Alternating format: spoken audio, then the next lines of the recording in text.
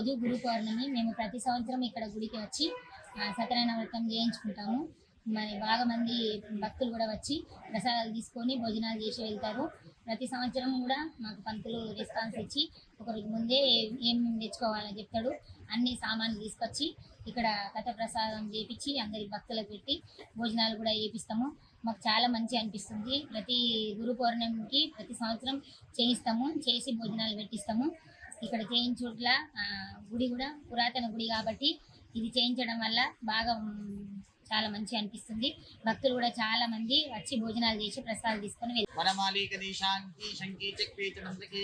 శ్రీమాన్ నారాయణో విష్ణుర్ వాసుదేవో విరక్షతు మంగమఠము నమ సత్యనారాయణ స్వామి దేవాలయము. ఈ దేవాలయంలో ప్రతి పౌర్ణమి రోజున సామూహిక సత్యనారాయణ స్వామి వ్రతాలు నిర్వహించడం జరుగుతుంది. మరియు ఉదయం పొద్దున స్వామివారికి పంచామృతాలతో అభిషేకించి 8 గంటలకు ఆరతి ఇవ్వడం జరుగుతుంది. మరియు 10:30కు సామూహిక సత్యనారాయణ స్వామి వ్రతాలు నిర్వహించడం జరుగుతుంది. మరియు 12:30కి వచ్చినటువంటి వ్రతంలో పాల్గొన్న భక్తులకు మరియు వచ్చినటువంటి భక్తులకు అన్నప్రసాదం ఏర్పాటు చేయడం జరుగుతుంది.